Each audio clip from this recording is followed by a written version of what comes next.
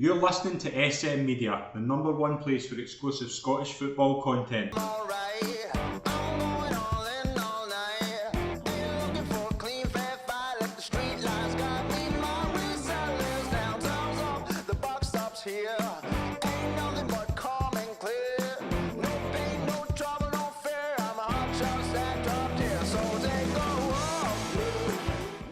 Hi folks, and welcome to the debut episode of the SM Media Transfer Show, your show for all the latest transfer news over the summer right here on SM Media. I'm Scott McDermott. It's a pleasure as always to be your host, and I'm delighted to welcome for the first episode a very special guest from the Sunday Mail. It is a pleasure to welcome on the show Scott McDermott. Pleasure to be here, Scott. Thanks for having me. It's an absolute pleasure. I'm looking forward to this. Obviously, a bit of a different take of the show. Obviously, it's been a very busy season. We're now at the stage where there's not a lot of football to focus on, but as always, over the summer, transfer news takes grip. And just before we get into talking about all the kind of big moves over the past few weeks, it's been a very, very busy season that we've covered all year. What's been kind of some of the highlights for yourself? Oh God, highlights to see. It's been a long season, I'll tell you that, and it's not over yet. Obviously, with Oslo to go to next week for the Scotland game. I mean, listen, I suppose talking about highlights. I mean, Scotland, Spain sticks in the mind. I always remember just sitting in the Hampden press room that night when the team sheets came in. You just looked at the Spain team and you thought, oh, I've maybe got a wee chance here. Not I mean, which you should never be as a Scotland fan, obviously. But you just had a wee inkling something special was going to happen that night, and sure enough, it was a brilliant night, and it's put us in a great position. That's why we're looking forward to going to Oslo next week. Yeah, it's going to be very, very interesting. We obviously coming up against a certain Erling Haaland who'll be fresh off winning a Champions League, so it's going to be very interesting. Probably getting into kind of transfer news, probably we'll start with the treble winners. Celtic obviously wrapped up the treble with the Scottish Cup, but the big transfer news has probably not been a player. It has been, in fact, a manager. If you've been living under a rock, you might not know that Ange Postecoglou has now left for Tottenham. It's all been agreed. He's away. It's my take on it, Scott. I don't know how you feel about this. Obviously, with Postecoglou, I've seen a lot of Celtic fans wishing him well. I've seen a lot of Celtic fans obviously saying he's deserted us and things like that. Now, I can get both sides of the argument. My take on it is 2 years ago, Ange Postecoglou would never have thought he'd be managing in the Premier League. So you have to say that he's more than deserving of an opportunity to test himself at the top level. 100%. I mean, you need to put yourself in Postecoglou's shoes. As you say, I mean, 2 years ago, he's in the J League in Japan, probably at 56, I think, 55, 56 when he came to Celtic, probably thinking his chance to go to Europe or manage in Europe was maybe gone. I mean, I think I'm right in saying he'd applied for certain jobs. I think AK Athens is one that sticks out. I think he was kind of second and third in line, didn't get that job. So he probably thought his chance was gone. As you say, if you'd have said to him then, in 2 years' time, you'll be not just in the Premier League, but you'll be at a club which I think is a top 6, definitely top 8 English Premier League club. I mean, he would have absolutely bitten your hand off for that. So, listen, it's tough for Celtic fans, especially after what happened with Brendan Rodgers previously, kind of similar circumstances. But you need to look at the reality of the situation, and especially, as I say, at the stage Postecoglou is at in his career, when that opportunity is put in his lap. And I do think the timing, unlike when Rodgers left, the timing actually suited pretty much everybody apart from Celtic and Celtic fans, because at the end of a campaign, just won a treble, 2 titles in a row, 5 trophies out of 6. He was never going to turn down that opportunity. As tough as it is to see him leave, and by the way, even for me as a journalist, I actually enjoyed dealing with Postecoglou. I thought he was great in press conferences.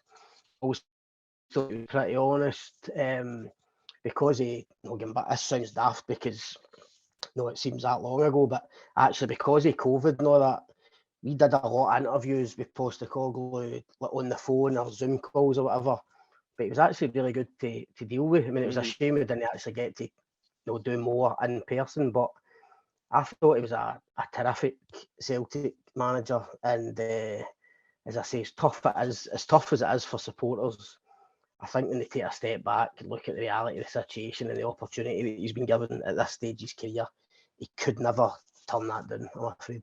Yeah, I totally agree. I think it's we wish him all the very best, because I think that's the thing as well. Obviously, like you made a good point there. He always struck me as being very honest. He always struck me as somebody who would get into a lot of detail. Just very. I can't remember maybe since Martin O'Neill a Celtic manager who had such a rapport with the fans. I think the fans bought into him. He was so. Like you saw every game, obviously going over with his pumping his chest, and I think the Celtic fans really bought into him, and I think that will be really difficult to replace. 100%. I think Postecoglou touched on it in his last press conference after the Scottish Cup final. I think that bond that was forged between him and the supporters was actually down to the fact that nobody knew who he was really when he came, and people kind of, listen, I think he overplayed it a wee bit in terms of. He was saying people were calling him a joke and all that. I'm not really having that, but people seen that appointment, after the disappointment of not getting Eddie Howe, people looked at it as a second or third choice, coming for Japan. There was major doubts about him, but by God, did he win people over? No, most importantly, the players, to be honest. I mean, Postecoglou's first press conference at Celtic Park, I remember it vividly, and I remember walking out, as I say, not knowing a great deal about him, but I walked out that day and just thought, players are going to want to play for this guy. I think he's going to be a success here, and it's exactly how it turned out. So listen, you're right. That kind of relationship that was, as I say, and I think that's what makes it harder for Celtic fans, is that they probably looked at him and thought, well, he'll not be tempted away because he's not this big name. He's not Brendan Rodgers. He's not been in the Premier League. So we'll have this guy for 4 or 5 years. He's 57. People are not going to come in for him. But that just shows you the job he's done. The fact that Spurs have taken him. Yeah, and one thing I think you can say about Postecoglou and his 2 years at Celtic is his recruitment was outstanding. I think his recruitment's probably as good as you've seen for a manager in Scotland in a long time. Near enough everyone was a hit. Kyogo, Carter, Vickers, Jota, Hatate, just to name a few. The thing of that is obviously with Postecoglou basically bringing in all but maybe 2 of the starters, like Taylor and McGregor were obviously the only ones there before him. Like a lot of those players are Ange players. Like how does that impact going forward? Like we'll touch on kind of the next manager in a couple of minutes, but these there's already talk about Kyogo maybe following him down. There'll be a lot of players when you've got a team that's doing so well. The first thing you see is those players are commodities. They're sought after. Do you think the change of manager could potentially have an impact on some of those players maybe looking for a new challenge? Yeah, I mean it could. I mean it often happens. So I mean it wouldn't be a big surprise if 1 or 2 thought, right, he was my guy. I'll maybe start looking elsewhere. As we've touched on there, I mean, Postecoglou built up relationships with these players over a period of time. Obviously, particularly players he brought in, particularly Japanese players who he knew so well. So for any new manager coming in, it takes time to build those relationships up again. Also, I think this group of players, they had this certain style, drilled into them by Postecoglou from the very beginning. Yeah. That's what makes the next appointment so fascinating, because the board are going to need to be careful that they pick a manager who they think will be suitable for this group of players and the style that they've become accustomed to. I don't think you could put a certain manager in with that group of players where the style is totally different. So it's going to be really, really interesting, because any new manager, doesn't matter what you say, any new manager getting in, they're not just going to go in and say, right, listen, we'll just do what you've done before. No, that was successful. Every new manager wants to put his stamp on it. Any new manager will want a couple of his players in. He doesn't want a team just full of Postecoglou signings. So that's really a bit of uncertainty comes in for Celtic, and that's what it's going to be difficult to pick the right guy. And I suppose when you look at the kind of candidates, the biggest name is arguably Brendan Rodgers, but he's Yeah. probably the one that could come in, and the transition would be as seamless as you could wish for, basically, in the circumstances. Whether they get him or not, of course, is a massive question, but we need to just wait and see. Yeah, I mean, you look at the candidates. Obviously, there's been a few mentioned. You've got kind of top of the market, Enzo Maresca. Obviously, has got that kind of City group kind of connection with similar to Postecoglou. Obviously, assistant to Guardiola at Man City. Brendan Rodgers. Personally, I would be very surprised if that happened. Not just to the fact, obviously, the way it ended before. I got the vibe when he left Leicester that he was potentially not in the immediate rush to get a new job. You've heard the names like Daniel Farke, obviously ex-Norwich. Des Buckingham, I doubt that's even an option. I know there was chat of him during the week. I don't think that there's any chance of that. The candidates, we'll start with kind of Brendan Rodgers, obviously. How would that... Celtic fans, I've seen a lot of Celtic fans who were laying into him when he left, now turning around and saying it's kind of similar to what you've said about the continuity. How do you think that? Do you think there's any chance of that happening? I think there's a chance, Scott. I mean, you never say never in this game. Nothing would surprise you. I tend to agree with you. I think Brendan's, he's good friends with Dermot Desmond, who obviously has a massive say at Celtic. It was him that basically got him in the first time. If Desmond really wants him, which I'm sure that'll be in Desmond's mind, that he could maybe go and try and get him again. So you would never rule it out. But I think you're right. I just think, in terms of the fans, initially, obviously, the reaction was pretty negative. The kind of immediate reaction when Rodgers' name was mentioned. I don't know if you'll agree, but it seems to me just the vibes you're getting as the days have gone on is that they're suddenly realising, I think, two things. One, he's the best qualified candidate that everyone is there, whether you like it or not. And also, as we touched on, the transition would be pretty seamless. And also, I think Celtic fans, they might not admit it, but they're probably looking across at Rangers and thinking they're building something, they're going to be a lot stronger next year. We're going to need a top manager to come in and hit the ground running to go and compete in this title race and make sure we get the third successive title. And I think Rodgers is the outstanding candidate for that. So I actually don't see the fans thing as a big issue now. I think if Rodgers came back, he'd be able to win them over again pretty quickly. He's got a gift of the gab as well, so he'd be fine. Yeah, I think that's the thing as well. Obviously, with Rodgers, as we can't deny, he was pretty much flawless up here domestically when he was here, but obviously went to Leicester. It didn't work out. I wouldn't put that on Rodgers at Leicester. I think there was a lot of things out with him that led to that. Enzo Maresca is the interesting one because you look at his CV as a kind of development coach at Man City. I think he was at Milan as well. Pretty much really good. Everything, obviously, been part of a coaching staff that's just won the Champions League. The one thing I think you could look at is his job at Parma when he went there as a head coach. It certainly didn't work out well. He won 4 out of 14 games, didn't last very long. Obviously, went straight back into Man City again. He's now a trusted lieutenant of Guardiola. There's a very interesting that could be obviously the kind of continuity appointment in terms of where they got Postecoglou. There's chat of obviously Lowland at the Champions League final talking about him. Whether that's true or not, I don't know. You'll know better than me. But that one seems to be kind of the one that is constantly getting mentioned, like Maresca. He seems to be the one that's kind of making a bit of noise. What's your kind of thoughts on him?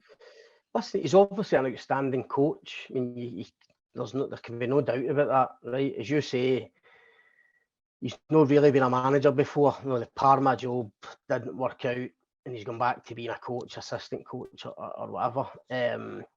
So it's a gamble for Celtic. There's no doubt about that, and I think that's what will be preying on, whether it's Peter Lawwell, Dermot Desmond, whoever, is can they afford to take this gamble? Maresca strikes me as a guy who, as I say, will be a brilliant coach. You'd like to think players will take him. I did a piece in the paper with David Roberts-Snodgrass, who had a year with him at West Ham and absolutely loves him, raves about him as a coach in terms of individually improving players and his tactical awareness and positional play. And listen, he's obviously getting that with Guardiola at Man City now that they're renowned for that. So I'm not saying it would be a bad appointment. If the guy is clearly a fantastic coach, but it's just that gamble. What's he going to be like as a manager? Coming into Celtic's a massive job into that Glasgow environment. The 2-horse race where second is last. Listen, all the same kind of questions we pose when any manager comes in. But I just think next season, I says this to you earlier on, next season I think it's going to be really tight because I think Rangers will be stronger. Mm-hmm. It's just whether Celtic can afford to take that gamble where Maresca might take a bit of time to settle in. He might want to get his own ideas across. As I say, he's not going to come in and just play the Postecoglou way. He's going to want to put his own kind of imprint on it. It's just whether they think, can we give this guy the time? They might think, listen, this guy will definitely be a good manager in time, but do they have the time? At the start of next season, could the title be away from them? Because if they drop points early doors, as we expect Rangers to be a lot stronger, and certainly the Rangers finished the season well, beating every other team in the Premiership pretty much. It's just whether they think, can we take that gamble? Yeah, absolutely. And we'll move into Rangers. Obviously, a very busy summer for Michael Beale, very transitional summer. Alfredo Morelos, Ryan Kent, Scott Arfield, Alan McGregor and Philip Hollander all away. 3 new signings early on: Kieran Dowell, Dujon Sterling, Jack Butland all in pre-contracts. Those 3 make a lot of sense. Kieran Dowell obviously was mentioned. Sterling has the connection from Bale at Chelsea. Jack Butland, new number 1, replacement for McGregor. On top of Cantwell and Raskin in January, it's been a fairly steady start for the new man. He's clearly wanted to get his business done early, Scott, and that's what's happening. I think the pre-contract free transfers are getting done early doors.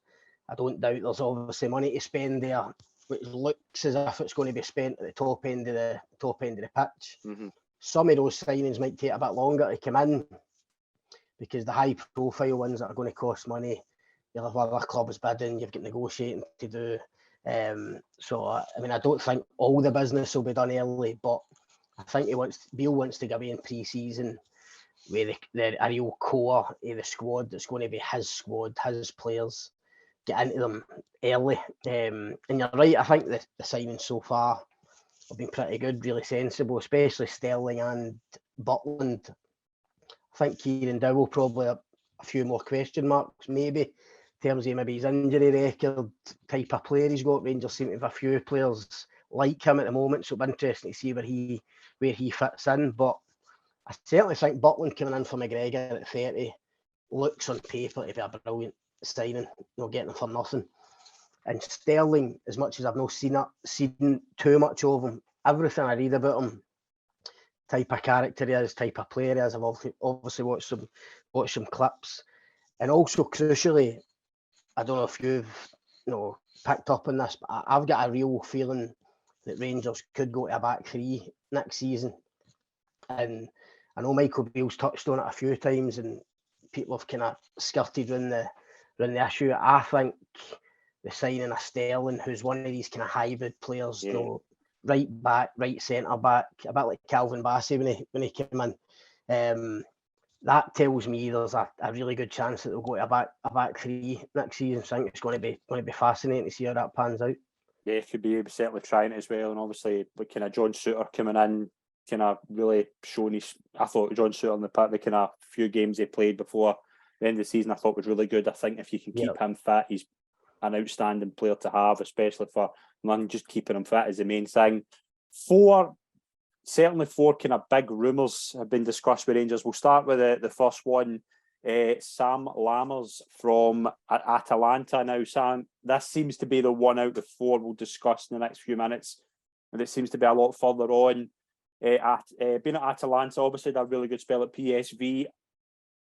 Looking at his stats, I know we'll maybe touch on Dessers later on in this as well, but maybe not a proven goal scorer. I know watching him and Dessers in kind of Holland, and I follow Dutch football to a small degree, but I kind of know enough about these two to kind of say I wouldn't say Sam Lammers is perhaps a kind of 30 goal a season striker, but real workhorse, real kind of forward, kind of full forward that will do a lot in the box, bring a lot of players into the game, will score you goals, but maybe not a kind of 20, 30 set kind of goal season striker. But on paper, makes a lot of sense, this one. I just think he fits the profile that Michael Beale's looking for. Scott, I mean, the markets Rangers are sharpening.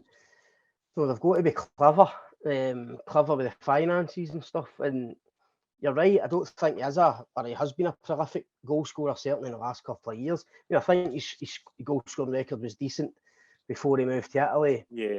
And then, it kind of goes off the rails, that's the wrong expression, kind of loses his way a wee bit. And I think when you get 2 or 3 loan moves, that can happen. I think it's difficult for a striker, 2 or 3 loan moves, to keep that consistency going. So when I say he ticks a lot of boxes, that's the type of player. When I say profile, Michael Beale's looking for guys who clearly have talent and ability that they've shown, maybe 2 or 3 years ago, but a bit like Todd Cantwell at Norwich is just going off the rails slightly. And I think the type of coach Beale is, he thinks if he puts an arm around them, instills a bit of belief in them, he can get them back to that level. I mean, Lammers got you'll correct me, like 9-10 million move to Italy. I mean, to get that, he's got to be doing something right, and he'll not be the first player or the last, really good player to go to Italy and just struggle over there to make a real impact. So I think, as I say, ticks a lot of boxes for Beale. You're right. I mean, I'm not that close to this particular transfer, but it seems to be that they're pretty far down the line with it. As I say, money-wise, it probably fits into the budget. Age-wise, again, profile's good. Like you, I mean, I've only watched clips of him. I watched some stuff last night. It was bizarre. I mean, I actually says to my brother, and you know who he reminded me of instantly when I started watching him? Patrick Bamford at Leeds. Right, yeah. Just his body movement and a couple of the goals he scored, just very like Bamford. And Bamford's also a good player. So listen, again, I think for the money and the ages and listen, Beale has been quick to tell us at every press conference, every player that he signs, he sits down with them beforehand, looks them in the eye. He's got to see that they've got that hunger. He's got to see that they want to be there. He's got to see that they want to improve and progress. So if he's done that with Lammers and they're going for him, then he must be convinced that he can come in and do a job. And listen, I think he's going to be one of 2, maybe even 3 strikers that come in at Rangers over the summer. So I mean, it's not a guarantee that he's going to start every week, or you don't know exactly where he's going to play. But again, on paper, he looks as if he'd be a decent signing. The other striker that's been mentioned from Italy is Cyriel, a Nigerian international, 28 years old. Moved in the summer from Genk to Serie A side Cremonese for €6 million. Didn't work out. Scored 6 goals in 36 games. Obviously, Cremonese were relegated back to Serie B. Cremonese, by all reports, want to recoup a lot of that fee. I don't think they'll recoup that. I think that's kind of been settled. Maybe I don't think this one's settled at all in terms of fee, but I think it's going to be more kind of 4.5 if there's going to be anything with add-ons included. This one, again, similar to Lammers, goal scoring record was really good when he was in Holland, particularly with Utrecht, I think it was. Yeah. Just another one that's kind of lost his way, but again, Serie A. I think the thing with Serie A, I always go back to somebody like Marco Negri. The first time he'd said about his interview, he says, at a team kind of bottom end of Serie A, you get 2 chances a game and score 1 goal. Yeah. Rangers are going to get double that. So he will get more opportunities to score goals if he comes in. This one, I think, is maybe not complete yet, obviously in terms of fee, but it certainly seems to be the one that Michael Beale wants. I think you're right. I mean, I do think this is a bit further away, and I think there are obstacles in Rangers' way, mainly the price tag, as you say. He only signed for Cremonese a year ago for serious money. I tend to agree with you. Again, he ticks a lot of the boxes. And you're right. I mean, at Cremonese, a team struggling at the bottom of the division, I mean, chances are going, Serie A especially, chances are going to be few and far between if you're a team at the foot of the table. So I wouldn't look at the goal record too much. again, I've tried to watch a bit of him in the last few days since they were linked with him. He seems a bit, whereas Lammers, I think his touch looks a lot better. He looks a bit silkier up front, playing others into the game. Dessers looks to me more like a bit kind of powerhouse, almost like a kind of a natural replacement maybe for Morelos. Yeah. With a bit better work rate, no doubt. So again, as I say, fits the profile, I think, of what Michael Beale's looking for. I mean, you're saying obviously Lammers is a hard worker, and I don't know that about him. The one thing I'd say is just looking at clips to the two of them, I'm slightly surprised. And again, they might bring another striker and they might end up going for 2 or 3. But I expected to see him in for guys maybe a bit smaller, a bit quicker. And the kind of Kyogo, I don't want to just keep them back to Kyogo, but that type, if you think of the style that Beale's going to want to play in this high pressing, high intensity game, I thought they might look for a kind of quick, smaller forward, a presser. But listen, Kemar Roof's still there that you forget about, and we know that Beale really likes him. Who knows whether he'll ever get back to being 100% fit, but he's still there at the moment. Maybe he fits that particular role. Do you know what I mean? But no, listen, Dessers again, similar to what we're saying about Lammers, has gone slightly off track. Beale probably thinks he can get him back to what he was in Holland. So again, money-wise, we're over saying that the transfer fee might be an issue. I mean, paying, if you're going to want good quality strikers, you're going to need, even Rangers are going to need to pay 3-4 million. I mean, Kyogo cost 4.5 million to get him, and he's coming for Japan. So I think both of them tick a lot of boxes. It's going to be interesting to see if they manage to get the two of them through the door.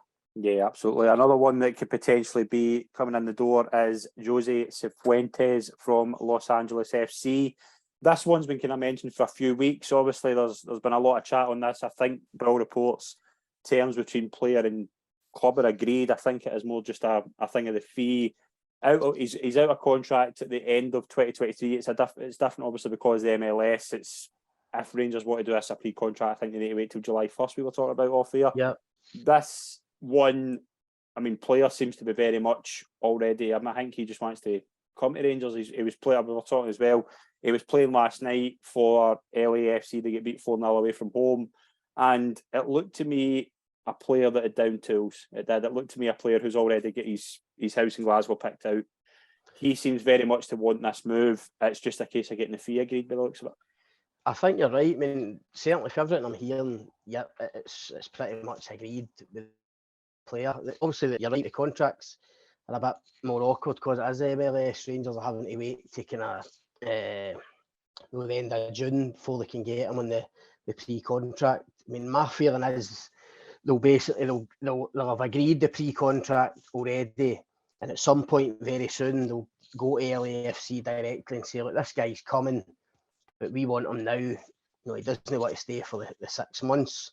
We want him now. How much is it going to take? And then it just comes to haggling over a fee. For what I hear, you're talking kind of $2 million maybe to get him out in the kind of last 6 months. And I think Rangers would probably pay that, because I think you're right. Beale has targeted this guy as one of the main men that he wants in.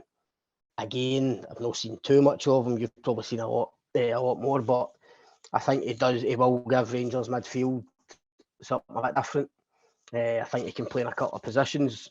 I thought initially he was just a kind of number 6 who was going to sit in front of the back 4, but having spoken to a couple of people, I spoke to Johnny Russell a couple of weeks ago, who obviously has played against him this season, and he's been really impressed with him every time he's come up against him. And he said he isn't just a number 6. He's actually played against him as a number 8 and went box to box and got into goal scoring positions and stuff. So again, I think when you look at his age, his profile, his desire to come, which we're led to believe is there already, he's desperate to get over here. I think that'd be a really good one for Beale to get. And again, I think it would add something to the midfield that Rangers probably don't have at the minute.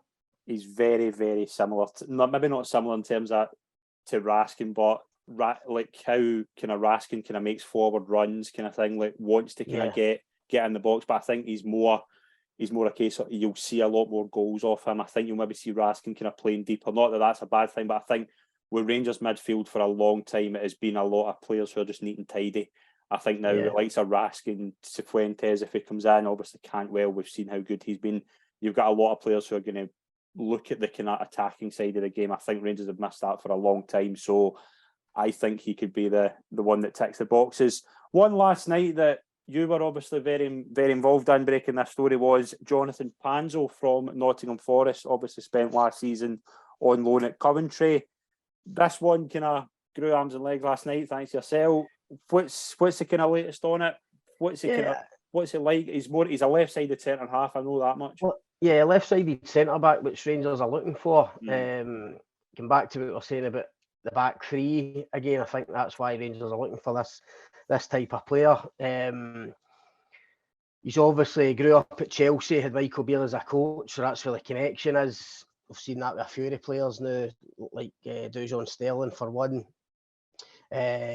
Really talented as a boy. I mean, he actually played in he won the Under-17s World Cup with Phil Foden and Jadon Sancho and people like that when Steve Cooper was his manager of England at that time. Obviously, he leaves Chelsea, goes to Monaco. It's a big move.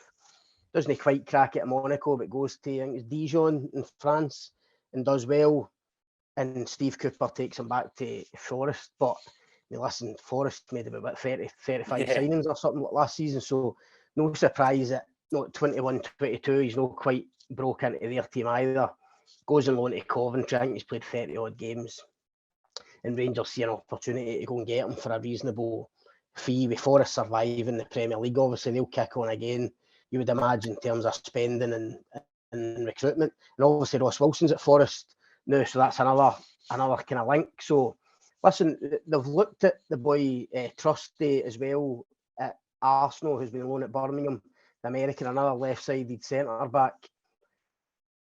They are kind of two options for them. Panzo deal isn't done yet, far from it, but I know both of the clubs are now speaking.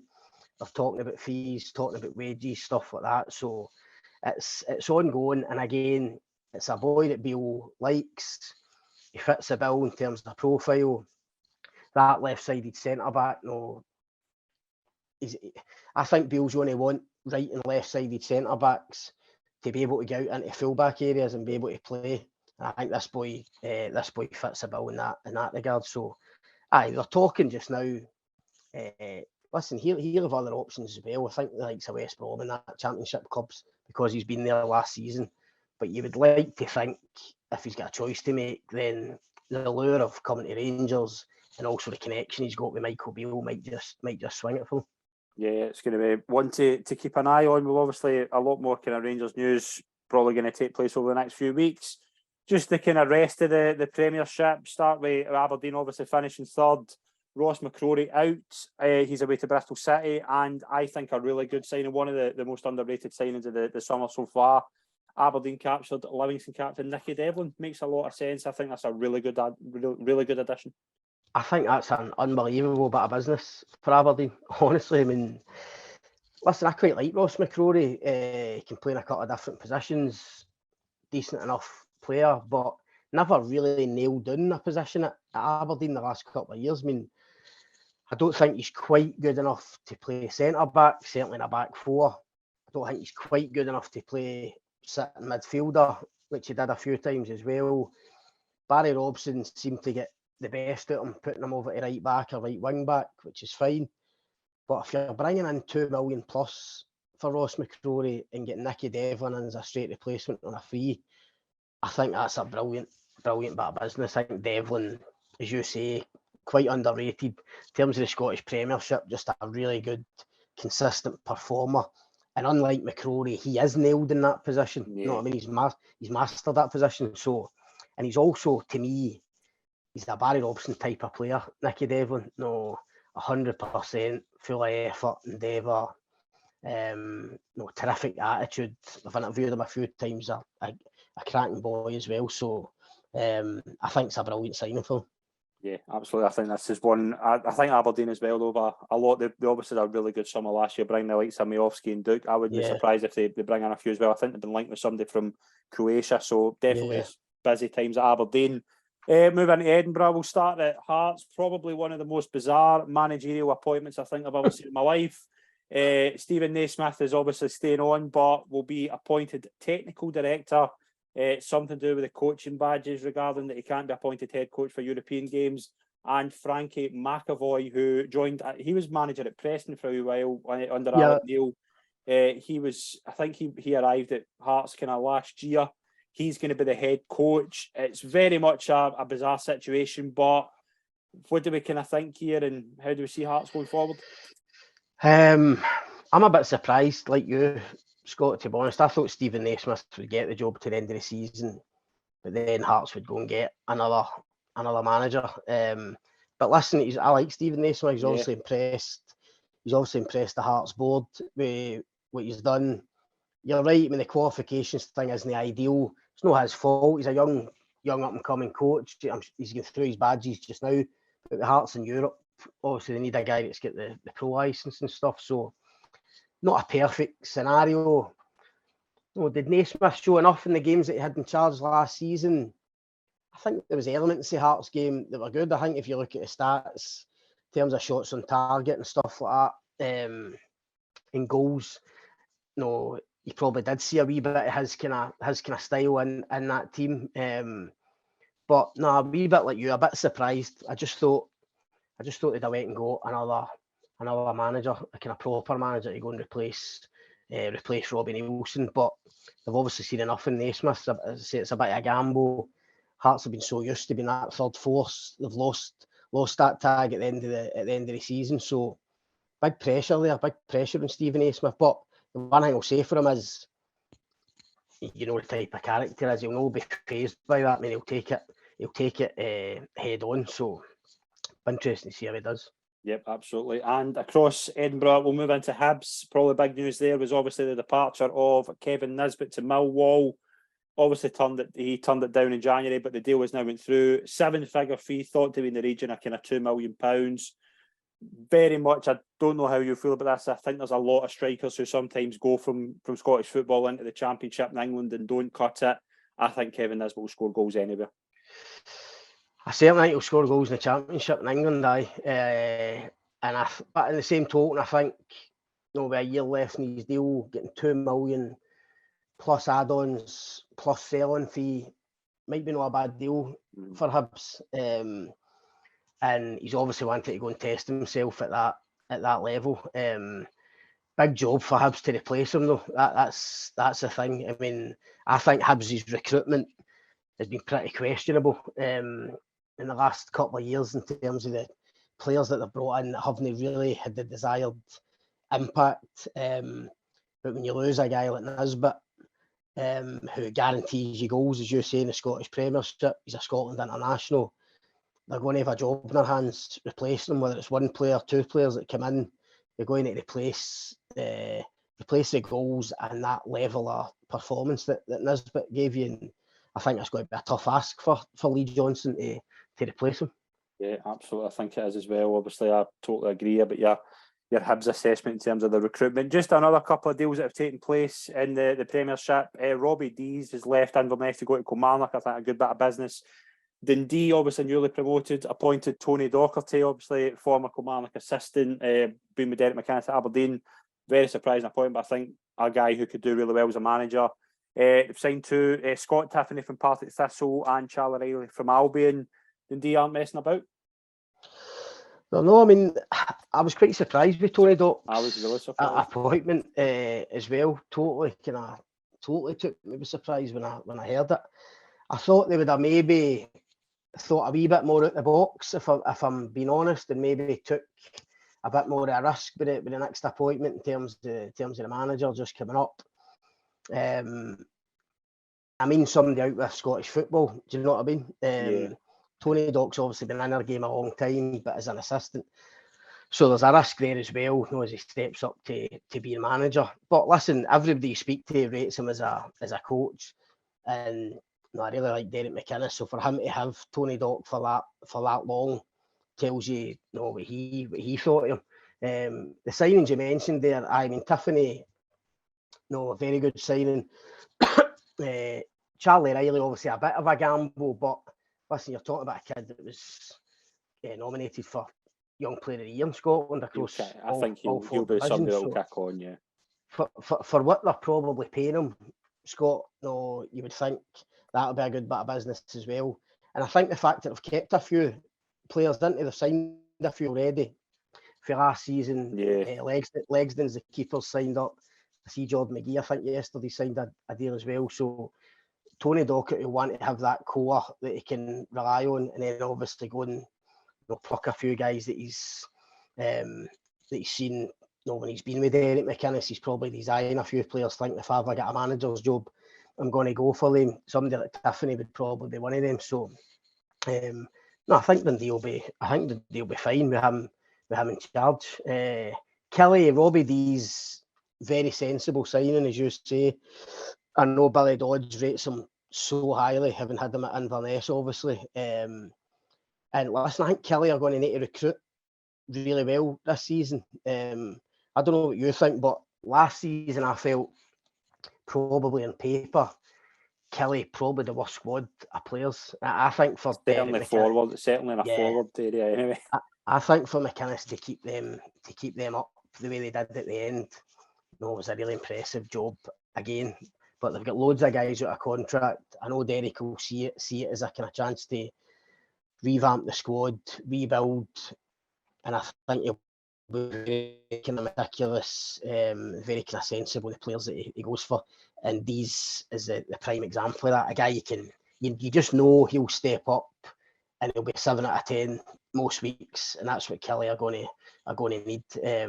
But I think real recruitment will be really interesting, because I think Derek will be happy with scrambling about 10th, 11th in the league. He'll want Kelly seriously challenging for top 6 minimum. We know to do that they need a bit of investment.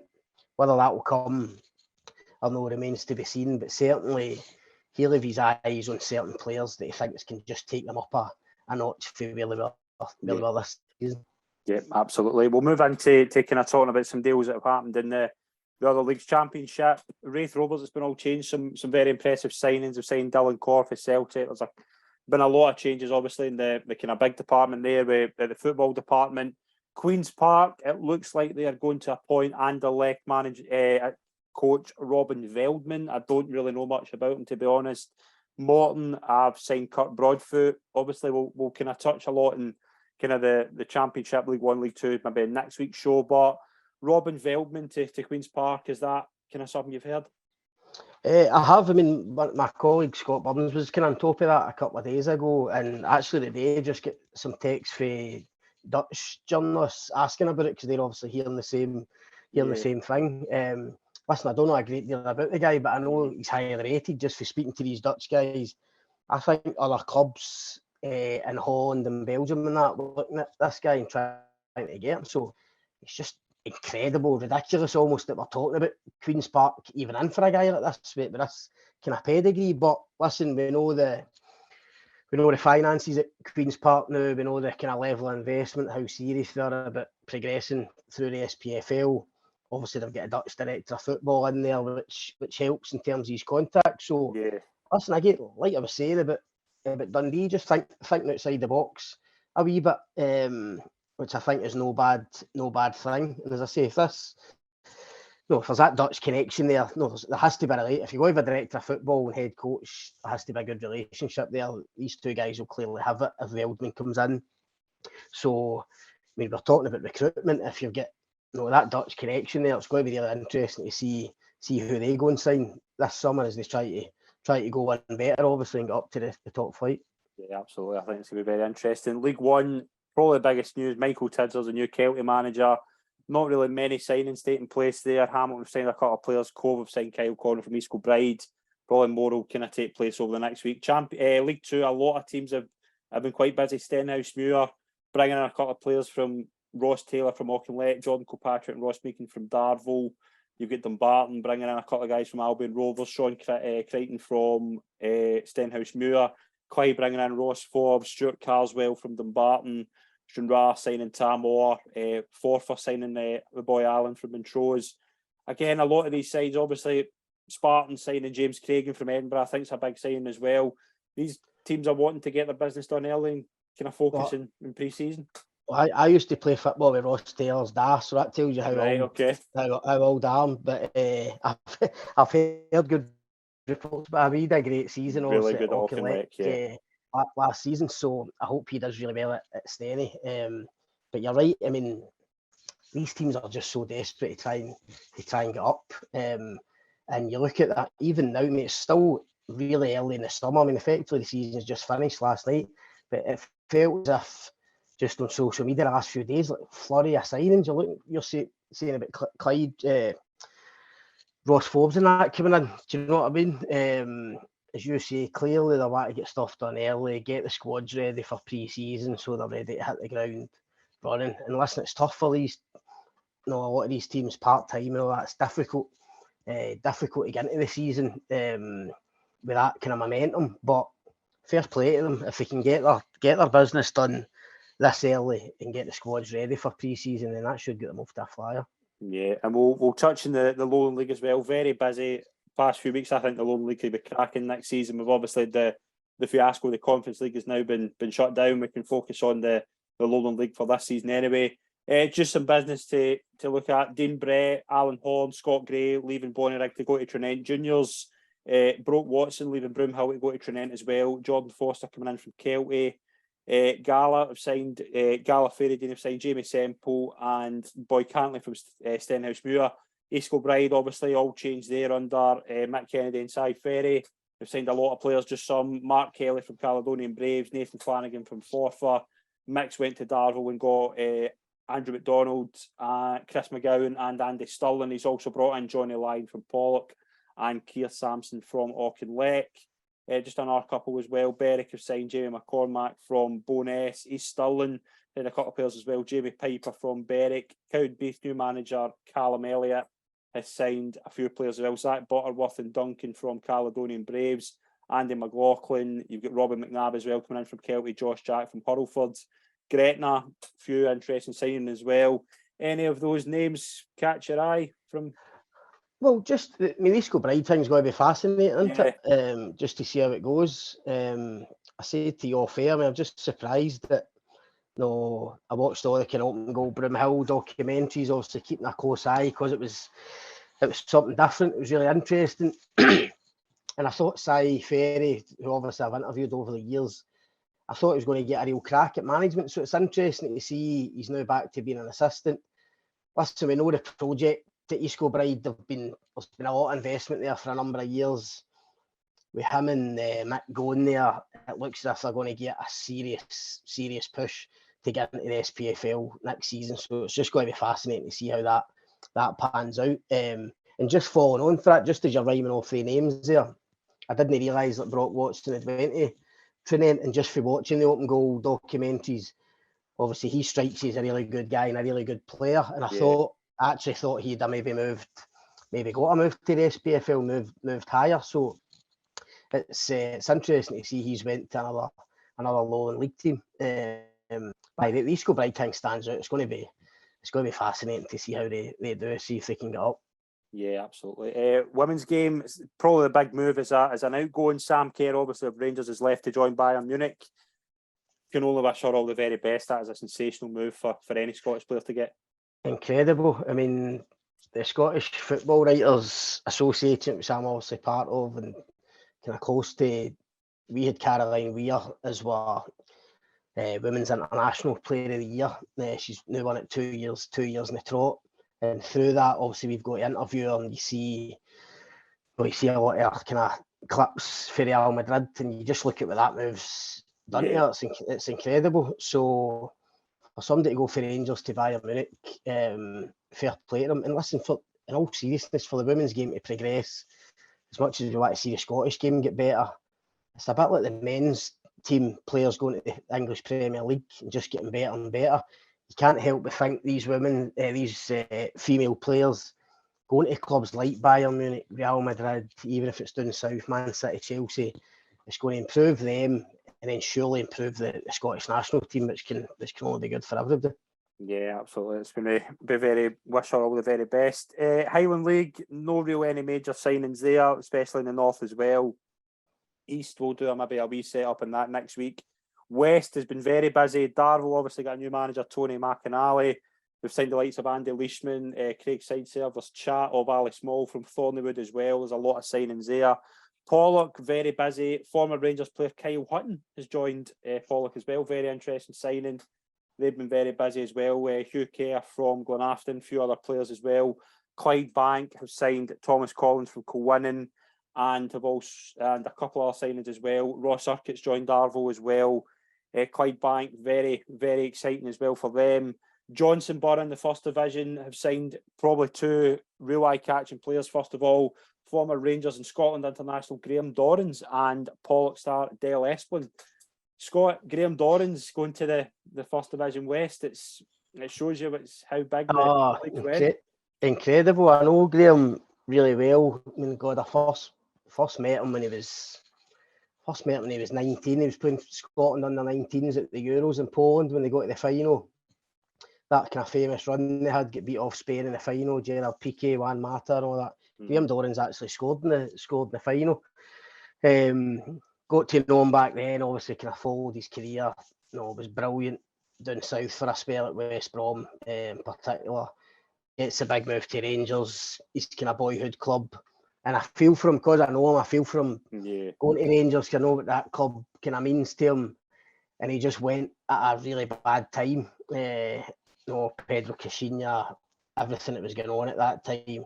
I felt for him, and then obviously injuries really curtailed him as well. And by the time Steven Gerrard got there, the kind of opportunity was gone, and Gerrard really liked him as well. Do you remember that game against Villarreal? He was really impressive in that game, and I think Gerrard wanted to see him. Yeah, I mean, as I say, I feel for him, because listen, he achieved his boyhood dream. He played and scored for Rangers, played in all firm games and stuff, but it just didn't quite work out the way he'd hoped. And then obviously he was at went to Dundee. I think last time I spoke to him was at East End Park at a game where he was kind of helping out at Dunfermline. His good pal James McPake obviously was in charge there. So I was curious to see obviously where he would end up and what he would do. And having spoke to him, there was a chance that he'd maybe just kind of fall away for a game, just hang up the boots. But he's obviously been given this opportunity at Johnson Borough. Fair play to them for the ambition they've shown in trying to get him. And having just spoke to him briefly, I know he's right up for it, and he's getting himself fit. He wants to play every week and make a real kind of impact and influence other guys round about him. And Dale Esplin's another great signing, a boy I know reasonably well. Has been terrific for Pollock. You talk about Kyle Hutton going there. I'm presuming he's kind of Dale's replacement then. Yeah. At Pollock when he played a similar position. So Dale will be a loss to Pollock, but again a great signing for Johnson Borough. So him and Dorrans playing together. I mean, if you're in that league and you're going into that midfield, that's going to be that midfield battle is going to be something you relish coming up against those two. So fascinating stuff. Yeah, it's going to be very exciting, obviously, over the summer. It's been a very busy first show. We've obviously covered a lot, and Scott, we're going to wrap it up there. Thank you very much for being my first guest in this show. It's been a pleasure. No bother, mate. I've enjoyed it. Thanks for having me. Thank you very much, and thank you very much everyone that's tuned in as well. Please, every week, please follow us on social media and subscribe to our YouTube and podcast channels. We'll be here almost from every week until the season starts. We'll be looking at all the latest transfers, and thanks very much, folks, for tuning in. We'll see you all soon. Cheers.